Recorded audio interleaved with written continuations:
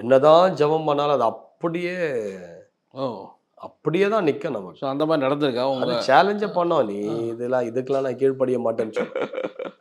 அப்போ அப்படிப்பட்ட வல்லமைகளுக்கு என்ன செய்யணும்? கன்னிவா இருக்கும் போதெல்லாம் எப்படி நீங்க இப்போ தனிப்பட்ட முறையில் இருப்பீங்களா இல்லை அங்கே சில பேர் தனியா- ஃபேமிலியிலே இருப்பாங்க இல்ல, இல்ல, இல்ல. ஃபேமிலியா இருந்தா ஃபாஸ்டிங்கே பண்ண முடியாது.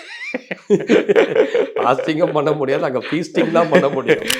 வழிநடத்தல் 21 நாள்லாம் போட்டீங்கன்னா ஆவியனுடைய வழிநடத்துதல் கண்டிப்பா இருக்கும். ஏன்னா சில பேர் 21 நாள் போட்டு இறந்தவங்களும் இருக்கிறாங்க. ஓ அப்படியா ஆமா.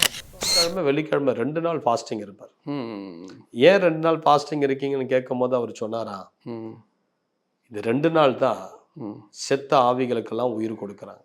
ஓகே ஓகே இந்த 2 நாள் தான் நிறைய பூஜைகள் நடத்துறாங்க. ம் இந்த 2 நாள் தான் மந்திரவாதிக்கு பேரு. இப்போ ட்ரீம்ஸ் பற்றி இந்த ட்ரீமுக்கான அர்த்தம் என்னன்னு சொல்லும் போது அப்படி கேட்கும் போது அப்போ தேவைப்பட்டால் ஒரு பதிவை நான் போட்டது உண்டு. மற்றபடி அதை நம்ம ரொம்ப கான்சென்ட்ரேட் பண்ண அது ரொம்ப சர்ச்சைக்குரிய காரியமா மாறுது. ஓ அந்த மாதிரி மாறுது. ஒரு புதுசா ஒரு இடத்துல கால வைக்கிறோம், ஒரு மினிஸ்ட்ரிக்கு, ஒரு டெலிவரன்ஸ் மினிஸ்ட்ரினா அந்த இரவே அந்த ஆவிகள் வந்துடும். ஓகே ஓகே அந்த ஆவிகள் சொப்பனத்துல வந்து மிரட்ட ஆரம்பிக்கும். கூட வந்து ஊருக்குள்ள ப்ரேயர் டவர் இருக்கு, அது மாதிரி டெலிவரன்ஸ் டவர். ஆமா. வைக்க முடியாது. இப்படி அது சேம் லைக் அந்த மாதிரி தானே. இப்போ நீங்க அங்க வரவங்க ப்ரேயர் பண்றாங்க, நீங்க அங்க எல்லா இடத்துக்கும் அவைலபிளா இருக்க முடியாது. இப்போ அதுக்கு நீங்க ஆட்களை ரெடி பண்ண கேட்க விரும்புறேன். நிறைய பேர் உங்களை மாதிரி டெலிவரன்ஸ் மினிஸ்ட்ரி பண்ணிக்கிட்டு இருக்காங்க. பட் நிறைய பேர் நிறைய விதங்களை கஷ்டப்படுறதையும் பார்க்க முடியும், ஃபினான்ஷியல் ரீதியா இல்லை வேற வேற ரீதியாக பார்க்கும்போது. ஸோ இதுக்கெல்லாம் என்ன காரணம் நினைக்கிறீங்க? அதுதான் எனக்கும் புரியல. எப்படி அவங்க ஊழியர் செஞ்சு லேக்ரன் டிவியை நான் சில வருஷங்களாகவே நான் பார்த்து கொண்டு வருகிறேன். அநேக தேவனுடைய ஊழியர்களை அவர்கள் கேள்வி மேல கேள்வி கேட்டு அநேகருடைய உள்ளத்தில் இருக்கிறதை வெளியரங்கமாக்குகிறார்கள். அவர் சொல்லுகிற காரியம், நீங்க ஃப்ரீயா பேசுங்க, நீங்க என்ன நாங்க கேட்கிறோமோ அதுக்கு நீங்க ஃப்ரீயா பதில் சொல்லுங்க, அது எப்படி கான்ட்ரவர்ஸா இருந்தாலும் சரி, ஸ்ட்ரைட்டா இருந்தாலும் சரி அப்படிங்கிறாங்க. அதனால இன்றைக்கு ஈடன் டிவி வாசகர்கள் உங்கள் அனைவருக்கும் அன்பின் வாழ்த்துக்கள். சப்ஸ்கிரைப் பண்ணுங்க, பக்கத்தில் இருக்கிற பெல் பட்டனை அமுத்துங்க, அநேகருக்கு இதை ஷேர் பண்ணுங்க. நீங்க இந்த ஊழியம் வந்து அவங்க விசுவாசத்தோடு செய்கிறாங்க. பக்கத்தில் ஜிபே நம்பர் இருக்கு, உங்களால் இயன்ற காணிக்கை நீங்கள் அனுப்புங்கள். அவர்கள் சொல்லி நான் சொல்லவில்லை, நானாக சொல்லுகிறேன். ஓகே, கர்த்தர் உங்களை ஆசீர்வதிப்பார். தேங்க்யூ.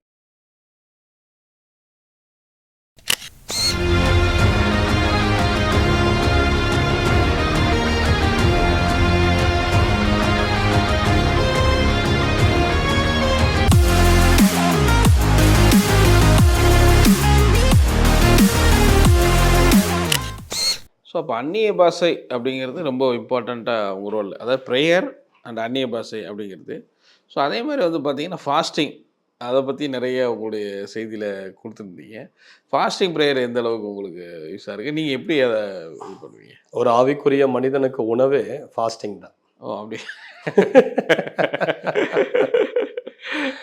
ஏன்னா அசைக்க முடியாத சில வல்லமைகளை சரி சரி சரி சரி உபவாச ஜபத்தின் மூலமாக அசைக்க முடியும். Okay okay okay okay. சில அசைக்க முடியாத சில வல்லமைகளும் சில மனிதர்களுடைய வாழ்க்கையில போராடுது. இயேசு 40 நாட்கள் உபவாசித்து ஜெபிக்கிறத பார்க்க முடியும். அதுக்கு பிறகு அவருடைய சீஷர்களுக்கு உபவாசத்தை குறித்து சொல்லி கொடுக்கிறார். மத்திய 17வது அதிகாரத்திலேயே, மார்க் 9வது அதிகாரத்திலேயே இவ்வகையான பிசாசுகள் உபவாசத்தினாலும் ஜபத்தினாலுமே அல்லாமல் வேற எவ்விதத்திலும் புறப்பட்டு போகாதுன்னே சொல்லிட்டார். அப்போ ஜபமும் உபவாசமும் இணையும் போது அந்த இடத்துல ஒரு மகா தேவனுடைய வல்லமை செயல்படுவதை பார்க்க முடியும். சில பிசாசுகளை வந்து தொடவே முடியாது. என்னதான் ஜபம் பண்ணாலும் அது அப்படியே தான் நிற்கும் நமக்கு. ஸோ அந்த மாதிரி நடந்திருக்கா? அது சேலஞ்சே பண்ணோம், நீ இதுக்கெல்லாம் நான் கீழ்ப்படிய மாட்டேன்னு சொல்லி. அப்போ அப்படிப்பட்ட வல்லமைகளுக்கு என்ன செய்யணும்? நம்ம ஃபாஸ்டிங் இருந்து அபிஷேகத்தை கூட்டி அப்படி சில பேரை வந்து விடுதலை ஆக்கி இருக்கிறோம். அப்படி ஃபாஸ்டிங் இருந்து போய் ஜெபிக்கும் போது அந்த இடத்துல ஒரு ஆண்டவருடைய அளவில்லாத மகிமை இறங்குவதை பார்க்க முடியும். அப்போ முன்னாடி பேசுனதுக்கும் 2வது முறை ஃபாஸ்டிங்ல போய் நிற்பதுக்கும் அந்த பிசாசனுடைய நமக்கு அது கீழ்ப்படுகிற விஷயம்லாம் பார்த்தீங்கன்னா வேறு விதமா இருக்கும். Okay okay. அதெல்லாம் தாங்க முடியாது. ஐயோ என் உடம்பெல்லாம் எரியுது, நான் போறேன்னு சொல்லிட்டு அந்த ஆவிகள் வெளியே புறப்பட்டு போகும். ஃபாஸ்டிங் இருக்கும்போது சாபங்கள் உடையுது, குடும்பங்கள் ஆசீர்வதிக்கப்படுது, காரியங்கள் மாறுதலாய் திரும்ப ஆரம்பிக்குது. ஸோ இதனால தான் இயேசு என்ன பண்றார், தன் சீஷர்களுக்கு உபவாசத்தை குறித்து சொல்லி கொடுக்கிறார். யோவானுடைய சீஷர்கள் உபவாசித்தார்கள். அப்போ அவருங்க வந்து இயேசு கிட்ட கேட்குறாங்க, யோவான் சீஷன்லாம் உபவாசிக்கிறாங்க, ஏன் உங்க சீஷர்கள் உபவாசிக்கிறது இல்லை அப்படின்னு. அப்போ நியூ டெஸ்டமெண்ட்டை பொறுத்தவரையில நிறைய ஃபாஸ்டிங், பவுல் அநேக நாட்கள் உபவாசத்துல நான் இருந்தேன்னு சொல்லிட்டு சொல்றேன். அப்போ உபவாசிக்கும் போது நம்முடைய சரீரம் பலவீனப்படுகிறது ஒரு சைடு இருந்தாலும், நமது ஆவிக்குரிய மனுஷனுக்கு ஒரு பெரிய பலன், பெரிய தெம்பு.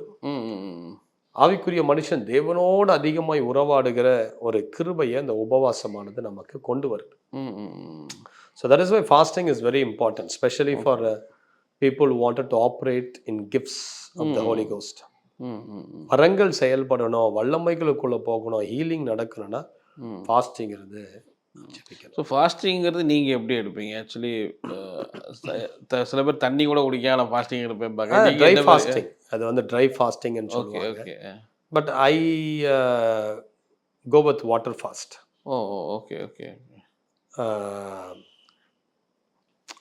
ட்ரை ஃபாஸ்டிங்னு சொல்றது வந்து தண்ணி குடிக்காத, அதான் வாட்டர் ஃபாஸ்டிங். வாட்டரும் குடிக்காத அப்படி இருக்கிற ஒரு ஃபாஸ்டிங். எதுவுமே அவங்க தொட மாட்டாங்க. நான் சில நேரங்கள் ஆவியில ஏவப்படும் போது அப்படி இருந்திருக்கிறேன். பட் அது அநேக நாட்கள் நான் தண்ணீர் குடிச்சிட்டு தான் உபவாசிப்பேன். There is nothing wrong in it. It is also fasting. Okay. But நம்ம சரீரம் களைப்பாயிடக்கூடாது என்பதனால நம்ம என்ன பண்ணணும், தண்ணீர் குடிச்சிட்டு உபவாசிக்கணும். ஸோ அப்படி தண்ணீர் குடிச்சிட்டு உபவாசிக்கிற உபவாசம் இருக்குது. தானியல் இருந்தா மாதிரி பார்ஷியல் ஃபாஸ்டிங். தானியல் வந்து ஃபாஸ்டிங் இருந்தாரு, ஆனா ருசிகரமான உணவுகள் எல்லாம் தவிர்த்தார். ஓகே. ஸோ ருசிகரமான, நமக்கு என்ன உங்களுக்கு ரொம்ப பிடிக்கும், பிரியாணி, மட்டனு, சிக்கனு, அதெல்லாம் இந்த மாதிரி காரசாரமான உணவெல்லாம் தவிர்த்து ஏதாவது ஒரு பிளெயினா ஒரு கஞ்சி அந்த மாதிரி குடிச்சிட்டு கூட நீங்க என்ன பண்ணலாம், உபவாசம். இப்ப சில பேருக்கு சுகர் இருக்குதுன்னு சொல்லுவாங்க. அப்படிப்பட்டவங்களாம் அவங்களுக்கு ஏற்ற மாதிரி சில உணவுகளை உட்கொண்டு அப்படிப்பட்டவங்களும் ஃபாஸ்டிங்ல இருக்கலாம்.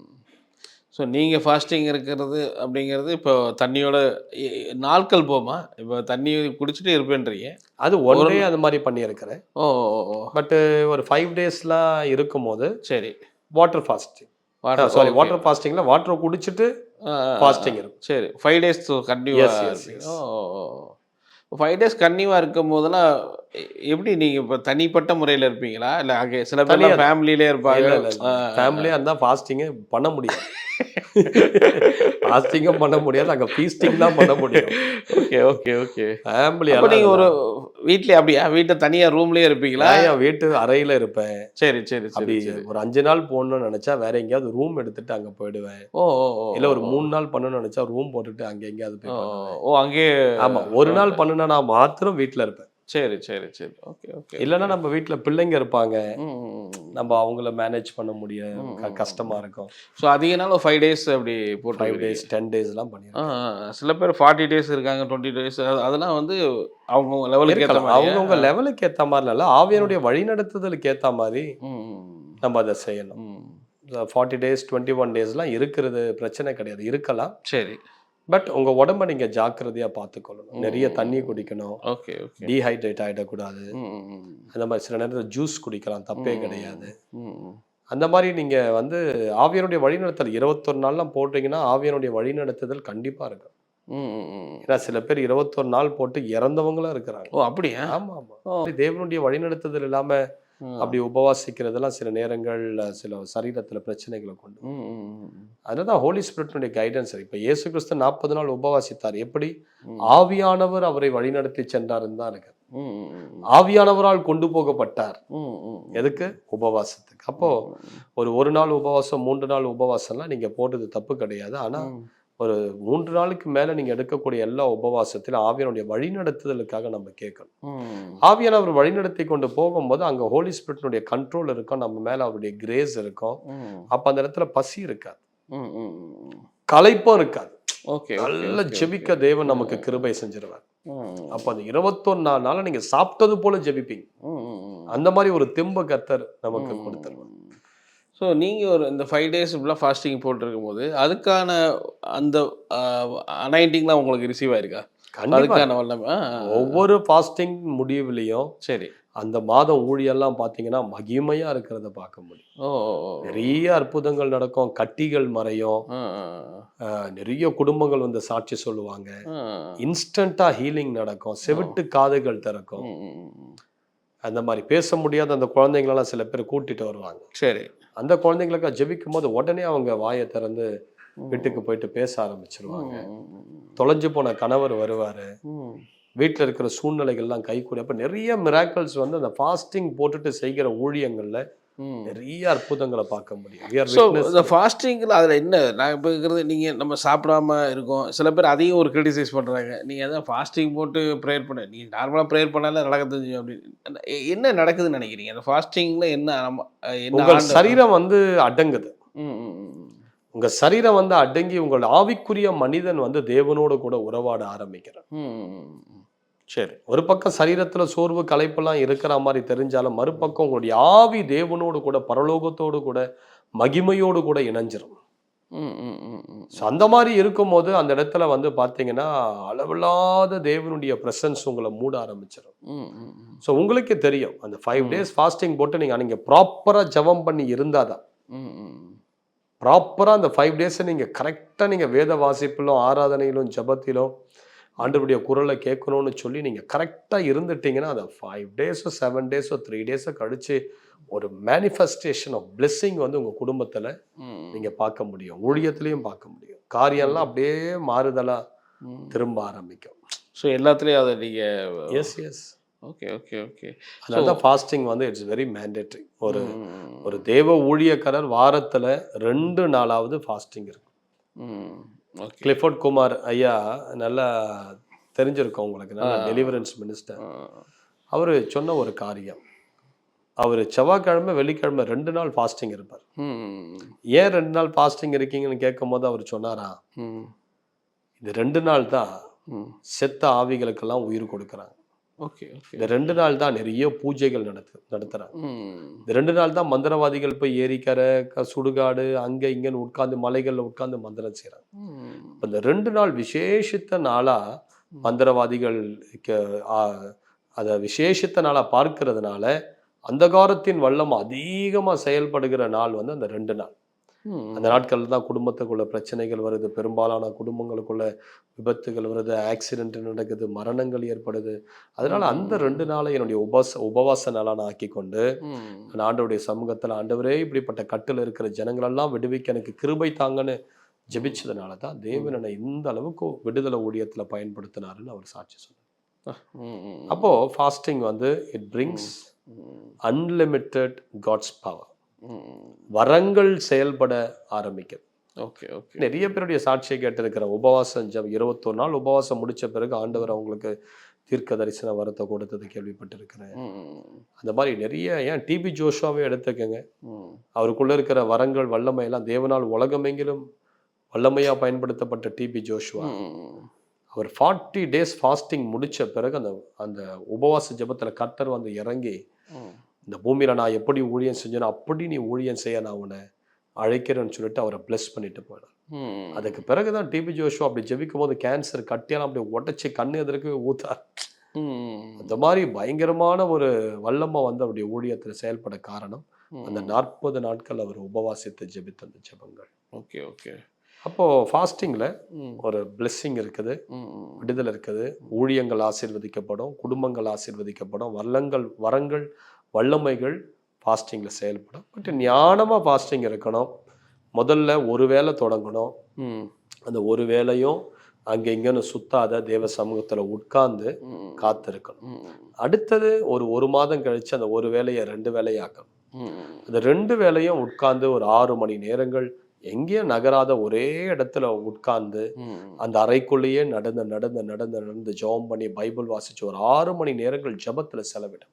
Okay okay. இதை ஒரு 2 மாசம் நல்லா சக்சஸ்ஃபுல்லா பண்ணிட்டு இருக்கும் போது அந்த ஒரு நாளாக்கும், ஒரு நாள் முழுவதும் தெய்வ சமூகத்துல அப்படி உட்கார்ந்து ஜெபம் பண்ணி அப்படி ட்ரைன் அப் பண்ணிட்டீங்கன்னா அதுக்கு பிறகு அது 3 நாள், அதுக்கு பிறகு அது 7 நாள், 21 நாள், 40 நாள், அப்படி நீங்க உங்களை ட்ரைன் அப் பண்ணி கொள்ளும்போது ஃபாஸ்டிங் வந்து உங்களுக்கு பெரிய பேர்டனா தெரியாது. ஓகே, ஃபாஸ்டிங்கே உங்களுக்கு ஃபீஸ்டிங்கா தெரியும். சூப்பர். இந்த மாதிரியான நிறைய விஷயங்கள் உங்களுடைய ஊழியத்தில் அப்படி ஒவ்வொரு விஷயமா நீங்கள் கடந்து போகிறீங்க. ஸோ இதில் வந்து பார்த்தீங்கன்னா போன டைம் நான் கேட்டது மாதிரி ட்ரீம்ஸ் பற்றிலாம் நம்ம பேசணும். ஸோ இப்போயும் நீங்கள் அதை பற்றி நிறைய விஷயங்கள் அனலைஸ் பண்ணிக்கிட்டே இருக்கிறீங்களா? என்ன அப்டேட்டில் இருக்கிறீங்க? ட்ரீம்ஸில் நிறைய விஷயங்களை போல. அதாவது எனக்கு ட்ரீம்ஸ் வந்து எனக்கு அது எப்பயாவது வெளிப்பாடுகள் வரும்போது அதை குறித்து போடணும்னு ஒரு பதிவு இருக்கும் போது ஜனங்க நிறைய பேர் இப்போ ட்ரீம்ஸ் பற்றி இந்த ட்ரீமுக்கான அர்த்தம் என்னன்னு சொல்லும் போது அப்படி கேட்கும் போது அப்போது தேவைப்பட்டால் ஒரு பதிவை நான் போடுறது உண்டு. மற்றபடி அதை நம்ம ரொம்ப கான்சென்ட்ரேட் பண்ண அது ரொம்ப சர்ச்சைக்குரிய காரியமாக மாறுது. ஓ, அந்த மாதிரி மாறுதுன்றீங்களா? ஆமாம் ஆமாம். சில பேர் ட்ரீம்ஸை நம்ப மாட்டாங்க. சரி சரி சரி சரி சரி. சில பேர் ட்ரீம்ஸை நம்புறாங்க. பட் நான் நம்புறேன். ஓகே, அவ்வளோதான். நம்பாதவங்களுக்கு அது உங்களுக்கு. பட் நிறைய கமெண்ட்ஸ் அதையும் பார்க்குறோம். நிறைய பார்த்தீங்கன்னா எல்லா டெய்லி கனவு காண்றதெல்லாம் நீங்களே பார்த்துருப்பீங்க.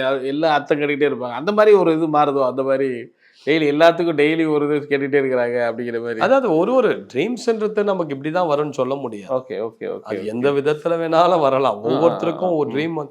நமக்கே ஒரு ட்ரீம் ரிப்பீட் ஆகுறது கிடையாது. ஒவ்வொரு முறையும் நம்ம ஒவ்வொரு ட்ரீமா பார்த்துக்கிட்டு தான் இருக்கோம். ஒரு 70 வருஷம் ஒரு மனுஷன் வாழணும்னா 70 ஆண்டுகளும் அவன் வித்தியாசமான ட்ரீம் தான் பார்க்கறான். கண்டிப்பா கண்டிப்பா. அப்ப எல்லா ட்ரீமுக்கும் நம்மளால அர்த்தம் சொல்லிக்கிட்டு இருக்க முடியாது. பொதுவா சில ட்ரீம்ஸ் ஒரு பாம்பு வருது, நாய் வருது, சரி சரி, இது மிருகம் வருது, மேல இருந்து கீழே விழுறோம், செத்தவங்க வந்து பேசுறாங்க, இச்சையான சில சொப்பனங்கள் வருது அப்படின்னா என்ன அர்த்தம்னா அதுக்கு பொதுவான சில இது அர்த்தங்களா இருக்கலாம் அப்படின்னு சொல்லி நம்மளால சொல்ல முடியும். ஸோ அது நான் இப்போ கொஞ்ச நாள் போடுறது இல்லை வீடியோ. இன்னொன்று டைம் இல்லை, அதனால அதுக்குள்ள ரொம்ப போகிறது. ஸோ அதுக்கு என்ன காரணம்? நீங்கள் நிறைய அது கிரிட்டிசைஸ் பண்ணுறதுனால அது விட்டு இல்லை அப்படிதாங்க. என்ன கிரிட்டிசைஸ் பண்ணுறதுனால நான் எந்த விஷயத்தையும் ஸ்டாப் பண்ணுறது. சரி சரி சரி. ஒரு டெலிவரன்ஸ் மினிஸ்ட்ரினாலே கிரிட்டிசிசம் இல்லாத டெலிவரன்ஸ் மினிஸ்ட்ரி இருக்கா? Okay okay okay. இயேசு கிறிஸ்து டெலிவரன்ஸ் மினிஸ்ட்ரி செய்தவர். எவ்வளோ கிரிட்டிசிசம் இருந்தது. பெயல் செபுலை கொண்டு இவர் பிசாசுகளை துரத்துகிறாருன்னு சொல்லிட்டு அவரை பரியாசம் பண்ணாங்க. இவருக்கு பித்து பிடிச்சிச்சுன்னு சொன்னாங்க, கள்ள போதகன்னு சொன்னாங்க, வேத புரட்டன்னு சொன்னாங்க, போஜன பிரியன்னு சொன்னாங்க, பாவிகளோடு இருக்கிறவர்னு சொல்லி அவர். கண்டிப்பா கண்டிப்பா அப்படின்னு என்னென்னமோ இயேசு கிறிஸ்துவ வந்து கிரிட்டிசிசம் பண்ணிட்டு தான். ஸோ டெலிவரன்ஸ் மினிஸ்ட்ரி, ஹீலிங் மினிஸ்ட்ரினாலே there will be criticism, so we have to be ready to face all those criticisms. So அதனால நீங்கள் எதுவும் ஸ்டாப் பண்ணல? அதனால டைம் இல்லை, அவ்வளோதான். இப்போ நிறைய பேக் டு பேக் மீட்டிங்ஸ் இருக்கிறதுனால நிறைய அது ஒரு இடத்துல அது இப்போ நீங்கள் அந்த வீடியோ ஷூட் பண்ணுறோன்னா 1 day ஃபுல்லாக அதுக்கு அங்கே இருந்தால் தான் செலவு பண்ண முடியும். கண்டிப்பாக கண்டிப்பாக. அந்த மாதிரி 1 day உட்காந்து அதை ஃபுல்லாக பண்ண முடிஞ்சாதான் அதை பண்ண முடியுது. அதனால் நமக்கு அது டைம் இல்லாதனால ஹோல்ட் பண்ணி வச்சுருக்கோம். திடீர்னு என்னைக்காவது ஒரு டைம் வரும்போது அதை உட்காந்து ஷூட் பண்ணி போட்டு விட்டுருவோம். Okay super. அது மாதிரி வந்து பார்த்தீங்கன்னா ஆரம்ப நாட்கள் உங்கள் சின்ன வயசு சாட்சியெலாம் சொல்லும் போது அந்த பிசாசெல்லாம் நேரடியாக பார்த்ததெல்லாம் சொல்லிட்டு இருந்தீங்க. ஸோ இப்போ நேரடியாக பார்த்தேன், இந்த மாதிரி உருவம் எல்லாமே இப்போ அந்த சமீபத்தில் அந்த மாதிரி ஒரு இதெல்லாம் உங்களுக்கு நடக்குதா? அந்த மாதிரி ஃபீலில் வருதா? இப்போ வந்து நான் சிறு வயதில் பார்த்த மாதிரி அந்த மாதிரியான அனுபவங்கள் இல்லை. அதெல்லாம் தாண்டி ஓகே ஆண்டவர் வந்து அதை ஒவ்வொரு காலகட்டத்திலையும் தேவன் நம்மை ஒவ்வொரு விதமாக நடத்துவார். Okay okay. ஸோ இப்போ அந்த மாதிரி பிசாசுகளை நேரில் பார்க்கக்கூடிய அந்த இதுவெல்லாம் எனக்கு அது இப்போ இல்லை. ஆனால் ஒரு எல்லைக்குள்ளே நம்ம போகிறோன்னா அந்த எல்லையினுடைய வல்லமை வந்து நம்மோடு போராடுகிறத உணர முடியும். இப்போ அந்த மாதிரி பார்க்குறீங்க. இப்போ ஒரு புதுசாக ஒரு இடத்துல கால வைக்கிறோம், ஒரு மினிஸ்ட்ரிக்கு, ஒரு டெலிவரன்ஸ் மினிஸ்ட்ரினா அந்த இரவே அந்த ஆவிகள் வந்துடும். Okay okay. அந்த ஆவிகள் சொப்பனத்தில் வந்து மிரட்ட ஆரம்பிக்கும், கூட வந்து யுத்தம் பண்ணுற மாதிரி சேலஞ்ச் பண்ணோம், நீ ஏன் இங்கே வந்து ஓப்பனாகவே கேட்கும் அந்த மாதிரி. ஸோ அந்த எல்லைக்குள்ளே போகும்போது அந்த எல்லைக்குட்பட்ட வல்லமைகள் ஏன் நீங்கள் வந்த இந்த மாதிரி அந்த இது உங்களுக்கு. ஆமாம் டெலிவரன்ஸ் மினிஸ்ட்ரி, ஒரு ஹீலிங் மினிஸ்ட்ரி, இந்த மாதிரி ஊழியத்தில் இருக்கும் போது கண்டிப்பாக பிசாசு வந்து நம்மோடு கூட பயங்கரமாக ஒரு யுத்தத்தில் ஈடுபட ஆரம்பிக்கிறது. இப்போ கடந்த வாரம் தூத்துக்குடி மீட்டிங் போயிருந்தேன். அப்போ பிரசங்கம் மேடையில் எழும்பி நின்று பிரசங்கம் பண்ண ஆரம்பிக்க போகிறேன். திடீர்னு எனக்கு வீட்டில் இருந்து ஒரு மெசேஜ், என் பையனுக்கு கை உடைஞ்சு ஃப்ராக்சர் ஆகி பார்த்த என்னையும் கூட கட்டு போட்டுட்டு அவருக்கு கையில். அதை பார்த்த ஒன்றுமே எனக்கு அப்செட் ஆயிடுச்சு. என்னடா இது, நம்ம இந்த இடத்துல இருக்கிறோம், அந்த மாதிரி நடக்குது. அப்போ பிசாசு என்ன பண்ணோம், ஏதாவது நம்ம ஒரு ஊழியத்தை செய்யும் போது நம்மளை தாக்க முடியாதுன்றதுனால என்ன பண்ணுறான், நம்ம வீட்டில் இருக்கிற பிள்ளைகளை தாக்க ஆரம்பிக்கிறான். வீட்டில் இருக்கிற ஏதாவது ஒரு சூழ்நிலைகளை கை வைக்க ஆரம்பிக்கிறான். ஒரு போராட்டத்தை கொண்டு வர ஆரம்பிக்கிறான். அப்போ நமக்கு என்ன ஆகுது, மைண்டு வந்து ஆட்டோமேட்டிக்காக அப்செட் ஆக ஆரம்பிக்கும். நமக்கு ஃபுல்லாக கான்சன்ட்ரேஷன் ஃபுல்லாக வீட்டு மேலேயே தான், பிள்ளைகள் மேலேயே தான் இருக்கிற மாதிரி. அந்த மாதிரி எப்பவுமே ப்ரேயர்ஃபுல்லாக ஒரு மீட்டிங்க்கு போகிறதுக்கு முன்னாடி இயேசுவின் ரத்தத்தால் வேலி அடித்து எனக்காக நிறைய பேர் ஜெபிக்கிறாங்க. நிறைய பேர் தமிழ்நாடு முழுவதும் நிறைய பேர் எனக்காக ஜெபிக்க, அந்த ஜெபங்களாக தான் தாங்குது.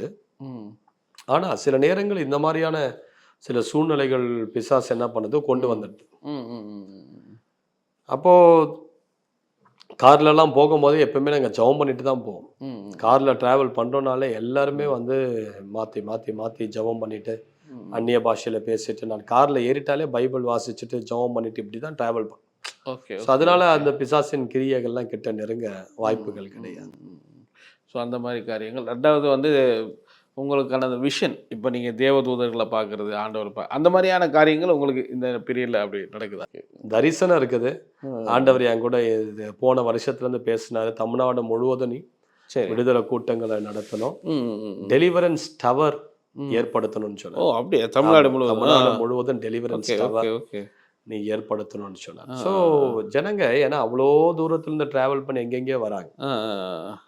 இப்போ ஜனங்களுக்கு நம்ம அந்தந்த மாவட்டத்திலேயே ஒரு டெலிவரன்ஸ் டவர் இருந்ததுன்னா அவங்க தேவைன்னு போதெல்லாம் அங்கே வந்து அங்கே யாரையாவது ஒரு அனாயிண்டட் பர்சனை நியமிச்சுட்டு அவங்க தேவைன்னு வருவங்களாம் அந்த டைமே அவங்கள விடுதலையாக்கி அனுப்பிடும்.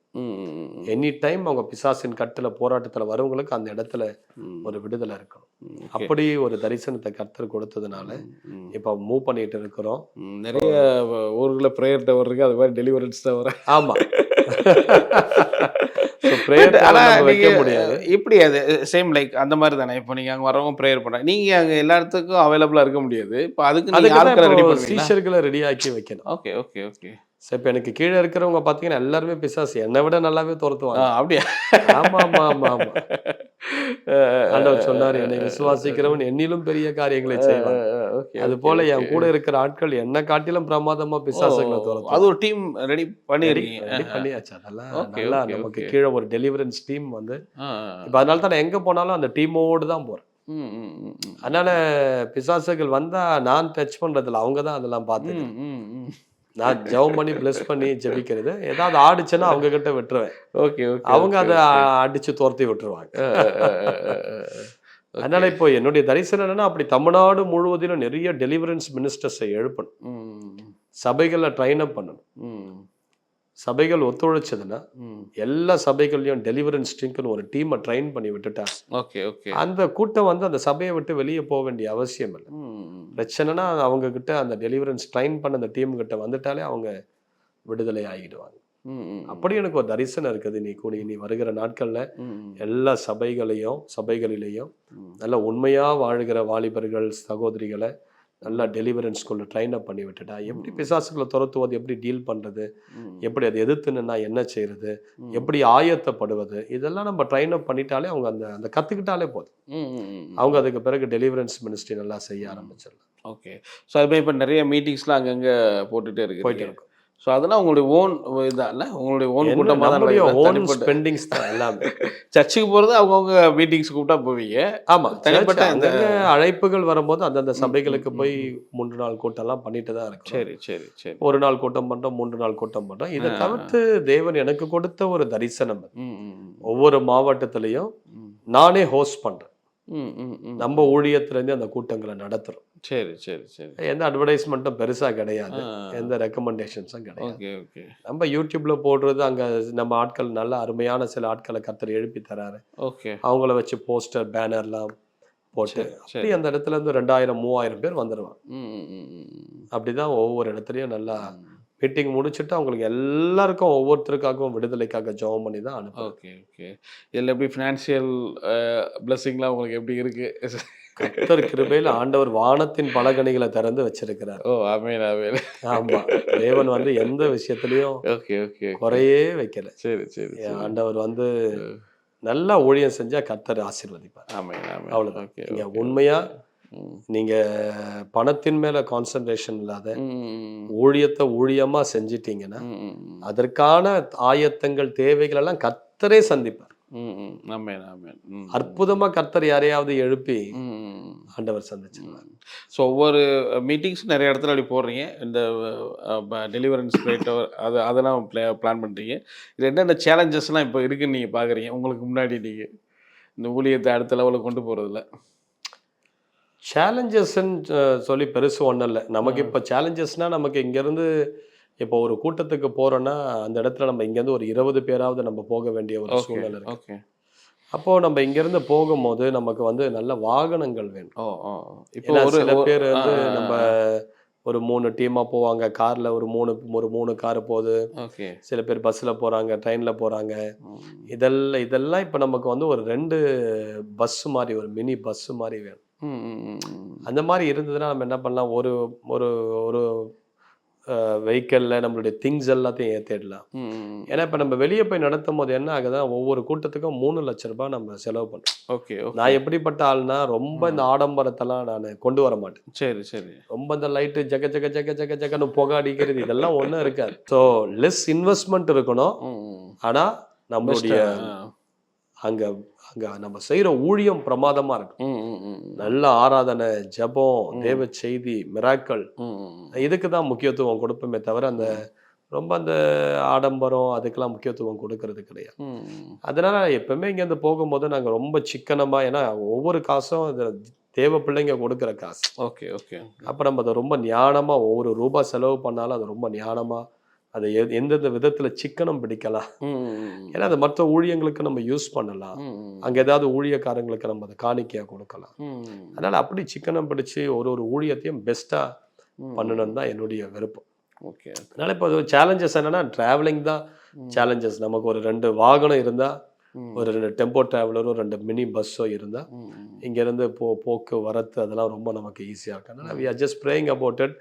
ஆண்டவர் ஏற்ற காலத்தில் அதுக்கான வாசல்களையும் தருவாங்க நம்புகிறோம். ஆமாம். ஸோ அதே மாதிரி நிறைய க்ரௌட் இல்லை, இப்போ சென்னையில் நீங்கள் இங்கே வைக்கிற சர்ச்சஸில் மந்த்லி ஒரு 4000 பேர்கிட்ட வர்றாங்க அப்படின்னீங்க. அதுக்கு ஆமாம், நம்ம இங்கே நம்ம சர்ச்சில் நடத்துகிற அந்த வெனஸ்டே கூட்டத்திலேயே தமிழ்நாடு முழுவதிலும், தமிழ்நாட்டுக்கு வெளியே கர்நாடகா, ஆந்திரா, இப்படி மும்பை, ஓகே, வெளி தேசத்திலிருந்து வரக்கூடியவங்களும் இருக்கிறாங்க.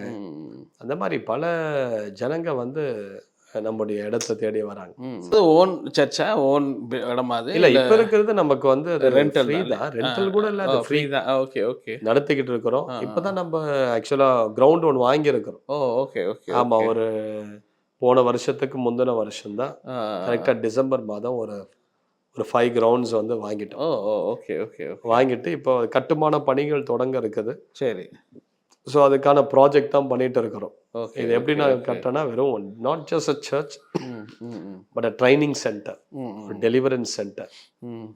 ஸோ ஜனங்க வந்து தங்கக்கூடிய ஒரு 500-1000 பேர் தங்கக்கூடிய அந்த வசதிகள், அவங்களுக்கு அந்த டார்மெண்ட்ரி ரூம்ஸ் எல்லாம் அப்படி தான் பிளான் பண்ணி அதை ஒரு 5 மாடிக்கு அதை பண்ணுறோம்.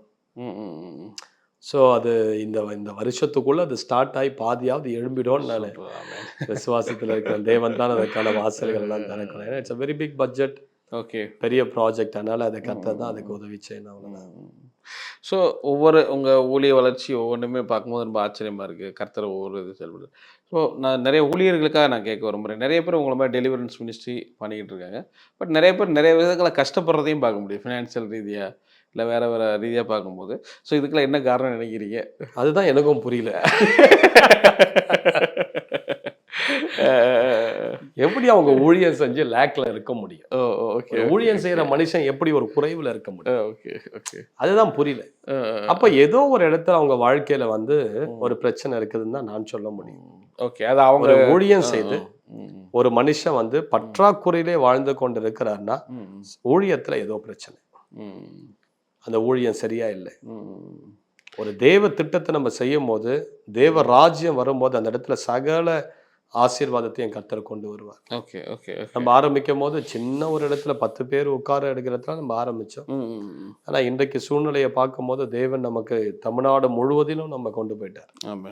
எவ்வளோ இடங்கள்ல போகிற இடத்துலலாம் அவ்வளோ ஜனங்க தேடி வர அளவுக்கு தேவன் என்ன பண்ணிட்டார், ஊழியத்துல பெரிய அளவுல இன்னும் வளரல, பட் அந்த வளர்ச்சியின் பாதையில நம்ம போய் கொண்டு இருக்கோம். Okay okay okay.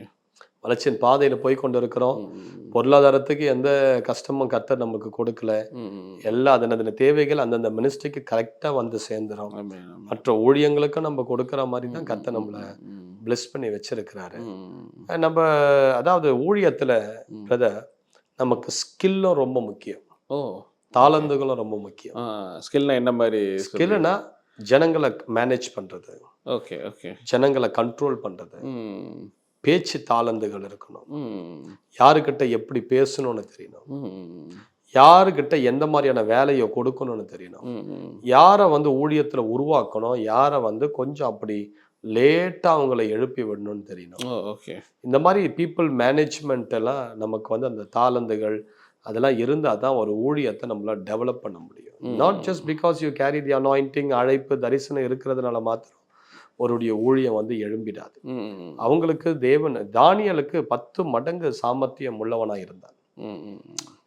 பைபிள் அதை தான் சொல்லுது. எல்லார காட்டிலும் தானியல், சாத்ராக், மேஷாக், ஆபேத்நேகோ 10 மடங்கு they are talented அப்படிதான் சொல்லுது.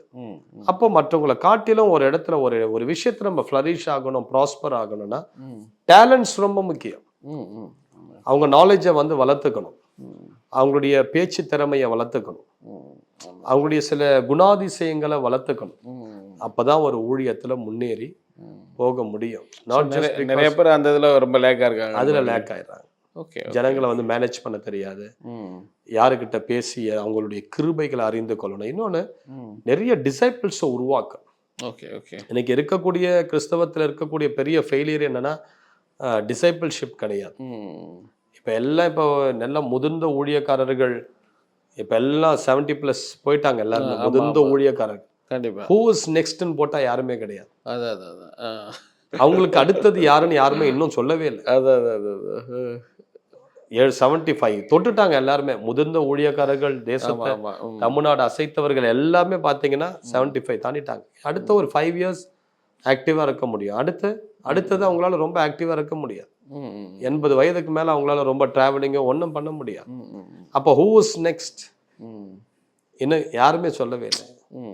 அது ஒரு கேள்வியா இருந்துகிட்டு ஒரு குறைவா பாக்குறீங்க. ஓகே, அத ஒரு அதாவது ரீனாட் பாங்கே அவர் ஊழியத்தின் நிறைவுல டேவிட் கொலாண்டா என்கிற ஒரு மனிதனை எழுப்பி சொல்லிட்டாரு, he is my successor, எனக்கு அடுத்தது இந்த ஊழியத்தை he will take it forward ன்னு சொல்லிட்டு இந்த பேட்டர்னை பாஸ் பண்ணிட்டார். அப்போ இன்றைக்கு அப்படி செய்யக்கூடிய ஊழியர்கள் தமிழ்நாட்டில் கம்மின்னு சொல்றேன். இன்றைக்கு ஒருத்தனை எழும்பிட்டா அவனை எப்படிடா இவனை அமுக்கலாம் தான் பாக்குறாங்களே தவிர அவனை கொஞ்சம் தட்டி தூக்கி இவனை அப்படி தூக்கி விடலாம் இவனை ஒரு லீடரான்ற அந்த ஒரு மனப்பான்மை யாருக்குமே கிடையாது. அது கிறிஸ்தவத்துக்குள்ள இருக்கிற ஒரு சாபம். ஒரு ஊழியத்துல ஒரு சபையில ஒரு விசுவாசி எழும்புறாங்கன்னா அந்த விசுவாசிக்குள்ள இருக்கிற கிருபையை முதல்ல ஐடென்டிஃபை பண்ணி இவன் என்ன மாதிரி பயன்படுத்தினா இவன் கர்த்தர் ராஜ்யத்துக்கு யூஸ்ஃபுல்லா இருப்பான்றதை பார்க்கணும். இவனுக்குள்ள என்ன டேலண்ட் இருக்கு, இவனை பிரசங்கி ஆக்கலாமா, இவனை வர்ஷிப் லீடர் ஆக்கலாமா, இல்லை இவனை நல்ல கவுன்சிலர் ஆக்கலாமா, இல்லை எல்டர் ஆக்கலாமா, இல்லை அது என்ன வரம் கிரியை செய்து அந்த மாதிரி வரங்களுக்குள்ள ஆப்ரேட் பண்ண ட்ரைன் அப் பண்ணலாமா. அப்படி அந்த ஒரு மனுஷனுக்குள்ள ஒரு விசுவாசிக்குள்ள இருக்கிற அந்த கிருபை தாளந்துகளை அறிந்து அவங்கள நம்ம முன்னாடி புஷ் பண்ணணும். அதுதான் ஒரு லீடருக்கு இருக்க வேண்டிய முதன்மையான ஒரு காரியம். இன்றைக்கு அது கிடையாது கிறிஸ்துவ உலகத்துல. யாராவது அப்படி எழும்பிட்டாங்கன்னா ஏய் இவன் நம்மளை விட பெரிய ஆளாயிடுவான் போலப்பா, இவனை விட்டா நம்மளே சாப்பிட்டுருவான் போலயே, சபையை பிடிச்சிட்டு போயிடுவான் போலயே அப்படின்னு சொல்லி அவனை அடக்கி முடக்கி அப்படி அழுத்தி அவங்களே தான் பண்ணணும்னு நினைக்கிறாங்களே தவிர அவங்களுக்கு அடுத்தது ஒரு சக்சஸர். இந்த ஊழியத்தை நடத்த அந்த தரிசனத்தை தூக்கி கொண்டு போகிற ஒரு தரிசனம் பெற்ற ஒரு நபரை எழுப்பணுன்ற அந்த ஒரு மனப்பான்மை இல்லாததுனால தான் இன்றைக்கு எழுப்புதல் இல்லை. உண்மையாவே ஒருத்தரே தான் பண்ணிட்டு இருக்கிறாங்க. அவரே தான் அந்த ஊழியத்துல கடைசி வரைக்கும் ஹீரோவா இருந்து மறிக்கணும்னு இதுதான் உண்மை. அவரே தான் ஹீரோவா இருந்து நான் இருக்கிற வரைக்கும் இப்படிப்பட்ட ஒருத்தன் எழும்பவே இல்லப்பா அப்படின்ற ஒரு பேரோடு மறிக்கணும் தான் பார்க்க. அது வந்து ஃபெயிலியரான மினிஸ்ட்ரி. எந்த ஒரு ஊழியர் தனக்கு பிறகு பா இப்படிப்பட்ட ஒருத்தர் எழும்பவே முடியாதுன்னு சொல்லி பேர் வாங்கிட்டு போறாங்களோ இஸ் மினிஸ்ட்ரி இஸ் ஃபெயிலியர். அந்த மினிஸ்ட்ரி ஃபெயிலியர். ஜனங்க பார்வையில் அது பெரிய சக்சஸா இருக்கலாம், ஜனங்க பார்வையில் ஒரு ஆயிரக்கணக்கான ஜனங்களை வச்சிருக்கலாம், பெரிய பில்டிங் கட்டியிருக்கலாம். பட் அவருக்கு பிறகு ஒரு தரிசனத்தை சுமக்கிற ஒரு மனிதன் அவர் எழுப்பாத போயிட்டாருன்னா அவ்வளவு மினிஸ்ட்ரியும் ஃபெயிலியர், முடிஞ்சிருச்சு. கண்டிப்பா கண்டிப்பா நிறைய அதை பார்க்க முடியுது இல்லையா? நிறைய பார்க்க முடியுது. ஸோ உங்களுக்கு அடுத்த ஒரு சக்சஸர் இயேசு கிறிஸ்து போகும்போது 12 பேர் அந்த இடத்துல வச்சிருந்தார். அதுல ஒருத்தன் போயிட்டான், 11 பேரை வச்சிருந்தார். ஸோ ஒவ்வொரு தேவ மனிதருடைய ஊழியங்களை பார்க்கும்போது ஒரு காலத்துல அவர்கள் போன பிறகு ஒரு எலியா போன பிறகு ஒரு எலிசா, ஒரு மோசே போன பிறகு ஒரு யோசுவா, ஒரு பவுல் போன பிறகு ஒரு சீலாவோ தீமோத்தேயுவோ. ஸோ அந்த சீசத்துவங்கிறது ரொம்ப முக்கியம். அது உங்க இதுல நீங்க அது இப்ப இருந்து கொண்டு வரீங்க. நம்ம இதுல அது இப்பத்துல இருந்தே நம்ம உருவாக்கி கொண்டு வரோம். Okay okay okay.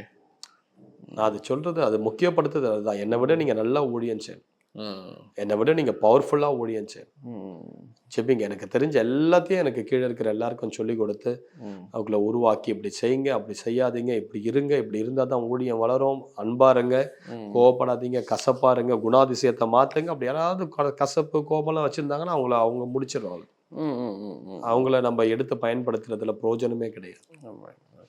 ஸோ யார் அந்த மனப்பான்மையில் இருக்கிறாங்களோ, விட்டு கொடுக்குற ஒரு மனப்பான்மை இருக்கணும் லீடருக்கு தாழ்ந்து போகிற ஒரு மனப்பான்மை இருக்கணும். அப்படிப்பட்டவர்களை கர்த்தரே எழுப்பி அவங்கள பிரகாசிக்க செய்வார். ஸோ என்னுடைய ஒரு தரிசனம் நிறைய பேரை எழுப்பணும், நிறைய லீடர்ஸ் எழுப்பணும். ஓகே. ஏன்னா நம்ம வாழ்கிற இந்திய தேசத்துல அற்புத அடையாளங்கள் செய்யாத ஜனங்க இயேசு கிட்ட வராது.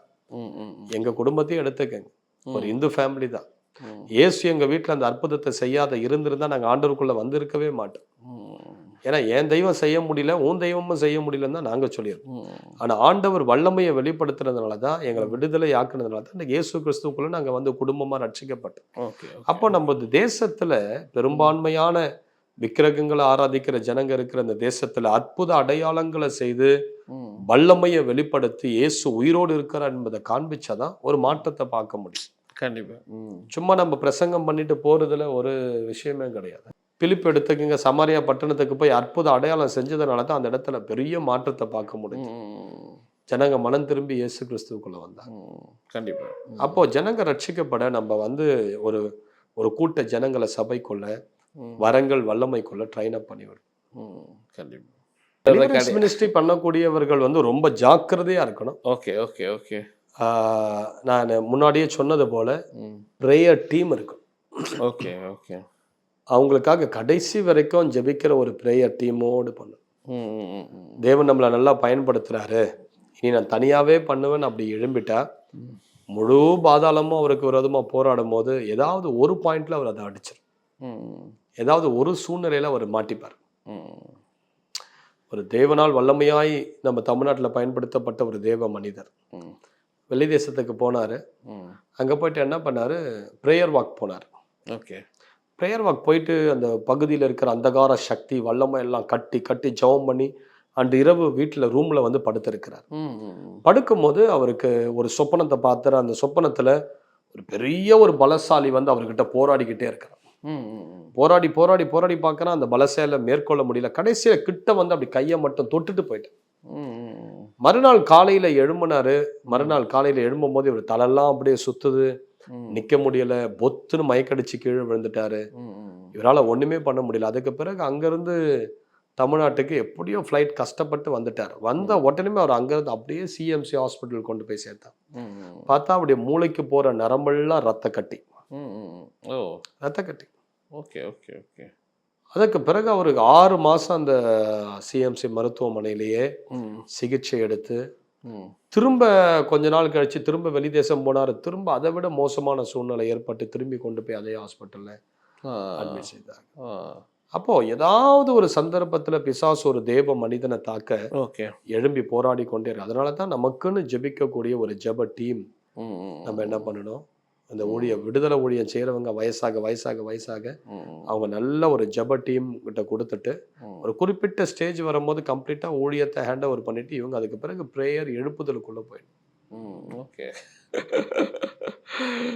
அதுதான் உங்களுடைய இதை வச்சிருக்கீங்களா? அதுல இருந்தே அது மேல ஒரு கண்ணும் கருத்துமா தான் இருக்கிறேன். Okay okay okay. Super super.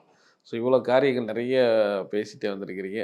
So உங்களுடைய தரிசனம் அப்போ டெலிவரன்ஸ் டவர் உருவாக்குறது தான். ஸோ பார்க்கக்கூடிய நேயர்களுக்கு ஃபைனலாக நீங்கள் என்ன விஷயத்த சொல்ல விரும்புகிறீங்க? ஒவ்வொருவரும் தனிப்பட்ட விதத்துல கர்த்தருக்காக எழும்பணும். Okay okay. நம்ம இந்த பூமியில ஒன்றும் செய்யாத பரலோகத்துல கர்த்தருக்கு முன்பதாக போய் நிற்க முடியாது. தேவன் ஒவ்வொருத்தருக்கும் ஒவ்வொரு தாளந்துகளை கொடுத்திருக்கிறார். அந்த தாளந்துகளை பயன்படுத்தணும். கிறிஸ்தவர்களா வாழ்ந்தா சும்மா உப்புச்சப்பு இல்லாத பிரசங்கத்தை பண்ணிட்டு ஏதோ ஒரு 2-3 பாடல்கள் குரல் வளம் நல்லா இருக்கிறதுனால பாடல்களை பாடிட்டு அதெல்லாம் நம்முடைய நோக்கம். நமது நோக்கம் வல்லமையை, தேவனுடைய வல்லமையை அந்த பூமியில வெளிப்படுத்தும். அற்புத அடையாளங்கள் கொண்ட ஊழியங்களை ஒவ்வொரு சபையும் எழும்பி செய்யணும். இனி வருகிற நாட்கள்ல ஏராளமான ஜனங்கள் ரட்சிக்கப்படணும். ஒவ்வொரு விசுவாசியும் எலியாவின் ஆவியும் எலியாவின் அபிஷேகத்தையும் கொண்டு செயல்படும். கிறிஸ்தவர்களுக்கு விரோதமா மந்திரங்கள் செயல்படவே கூடாது. அப்படி ஒரு பவர்ஃபுல்லான ஒரு கிறிஸ்டியன் லைஃப் நம்ம வாழ ஆரம்பிச்சிட்டோன்னா ஜனங்க ஆட்டோமேட்டிக்கா கிறிஸ்துவுக்குள்ள வந்துருவாங்க. ஏன்னா இந்த மார்க்கத்தை மட்டும்தான் மந்திரங்கள் தொட முடியல என்கிற ஒரு வெளிப்பாடு புறஜாதிகளுக்கு கிடைச்சிருச்சுன்னா அவ்வளவு பேர் இங்க வந்துருவாங்க. அவ்வளவு பேர் இன்றைக்கு பிசாசின் போராட்டத்துல கட்டுல தான் இருக்கிறாங்க. எங்க விடுதலை கிடைக்கும், எங்க நமக்கு ஆரோக்கியம் கிடைக்கும், எங்க நோய் சுகமாகும்? இந்த மார்க்கத்துல பிசாசு போகுது, வியாதிகள் சுகமாகுது என்பது புறஜாதிகள் கண்டுபிடிச்சிட்டாங்கன்னா அவ்வளவு பேரை வந்து ஆண்டவருடைய பாதத்துல விழுவாங்க. அதனால ஒவ்வொரு சபையும் வல்லமையா எழுமணும். ஒவ்வொரு ஊழியக்காரர்களும் அப்படி விசுவாசிகளை உற்சாகப்படுத்தி எழுப்பி விடணும். அந்த தரிசனத்துக்குள்ள கடந்து போகணும். இன்னும் ஏதோ ஒரு 4 செவருக்குள்ளேயே உட்கார்ந்து நம்ம வந்து வாழ்ந்துடக்கூடாது. இன்னும் ஃபோக்கஸ், உங்களுடைய தரிசனத்தை விரிவடைய செய்து பெரிய அளவுல போகணும். Okay okay. ஏதோ ஒரு ஆண்டவர் 100 ஆத்மாக்களை கொடுத்துட்டாரு, அந்த 100 ஆத்மாக்களுக்கே ஊழியம் செஞ்சுட்டு நம்ம திருப்தியாகி போயிடக்கூடாது. ஆயிரங்கள், லட்சங்கள், கோடிகளை சந்திக்கிற அளவுக்கு நம்ம எழுமணும். Okay okay. ரொம்ப நன்றி பிரதர். ரொம்ப உங்கள் நேரத்தை ஒதுக்கி இது செகண்ட் சிட்டிங் ரொம்ப அருமையாக ஒவ்வொரு இதுலேயும் உட்காரும் போது ஒரு புது இதில் கொண்டு வரீங்க. நிறைய அனுபவங்கள், நிறைய ஊழிய வளர்ச்சியில் சந்தோஷமா இருக்கு. நான் மென்மேலும் உங்களுடைய ஊழியத்தை கருத்து பெரிய லெவலில் கொண்டு போனோம். நாங்கள் தொடர்ந்து ஜெபிக்கிறோம். ரொம்ப நன்றி. Thank you brother. Thank you very much. Thank you.